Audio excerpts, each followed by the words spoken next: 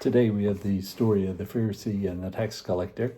And I agree with Bishop Robert Barron. He says, today you want to think about the tax collector as just somehow misunderstood, this really nice guy who is just somehow misunderstood. But that's not the case. What happens is that if you want to think about the nice guy would be the Pharisee. The guy you'd want as a neighbor is the Pharisee, because the tax collector was doing a few things. One, he was collecting taxes for Rome, which is an occupying force, which was could be very difficult and very challenging for the people who thought that God was their leader. And now you have the Caesar who says that he's in effect in God's place, being the God over the people.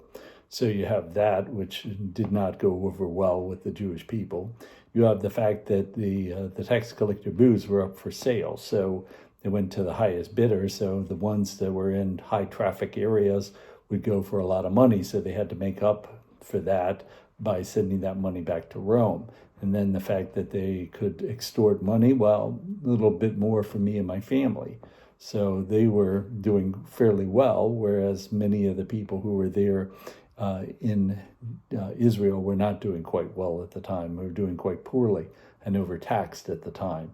So that's a little bit about the tax collector. Also, the fact is, because they were not welcome in various places, because they were indeed a public sinner, that they had their friends were other public sinners. So again, you wouldn't want to have him as your neighbor. Whereas the Pharisee took seriously the demands of the law, not just kind of a spirit of the law, but really the demands of the law. So they would tithe on everything, that they would certainly be not greedy, dishonest, or adulterous, but they fast twice a week, they pay tithes on their income.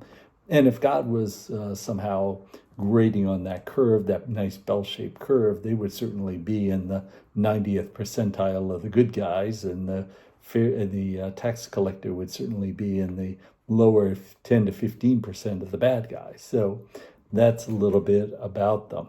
But I think it's important to think about the fact that when you have religion, that you can have people who pray a lot, and whether in Christian or non-Christian religions, could certainly pray a lot, and certainly spend a lot of time with the Lord. But is it helping them? Is it making them better as human beings, or they somehow miss the boat? Because certainly you have certain people who maybe are racist, or certainly holding grudges, or thinking themselves as much more superior than the rest of the humanity. They somehow see themselves as superior, like the Pharisee. And so you wonder about that. How do we, are we praying to the right God? St. Paul, in his letter to the Galatians were a community that Paul founded, and they were doing quite well. And then there were people who came and they said, well, Paul is telling you only half the story. The story is that you have to follow the entirety of the Jewish law. So they were beginning to think that somehow Paul is holding out on them. And so what happened was, you have Paul writing them a letter that's saying that they're basically trying to follow a different gospel than the one he preached. So you have maybe people praying to a God that's not, the God of their own making, instead of the God, the true God. And so, and allowing them to be as evil and as nasty as they want to be, outside of their prayers. So that's a thought. The other thing about the tax collector is that he said, Lord, be merciful to me, a sinner. And that's correct. But what's going to happen next week at the tax collector booth? Because certainly he's going to have to collect taxes for Rome. He's certainly going to have to, in a way, pay up for the tax collector booth, for having that booth. And is going to have some money for him and his family. I think the Lord is not asking him to starve to death, him and his family to starve to death.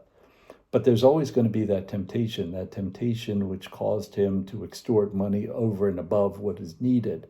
There's always going to be that temptation to take a little bit more and a little bit more. and a little bit more. And then all of a sudden, he's right back to where he was before he went to the temple. So always we think about that temptation. So for the Pharisee, the question is, just like the story of the prodigal son, will the Pharisee realize that indeed he has not prayed to the true God, but instead what he's done is that he's prayed to himself, and taken up his position with himself? Will he come to that realization? For the tax collector, will he realize that it's not only saying, Lord, be merciful to me, a sinner, but also showing that mercy to others? And there's a professor, Alan Culpepper, who's a seminary professor, and he has a commentary on the Gospel of Luke that I've used before. And I think it's important to kind of end with this, and it's kind of his summation of this particular gospel. He says, the nature of grace is paradoxical. It can only be received by those who have learned empathy for others. In that regard, grace partakes of the nature of mercy and forgiveness. Only the merciful can receive mercy. Only those who forgive will be forgiven. The Pharisee had enough religion to be virtuous, but not enough to be humble. As a result, his religion drove him away from the tax collector rather than toward him. Thanks, and God bless.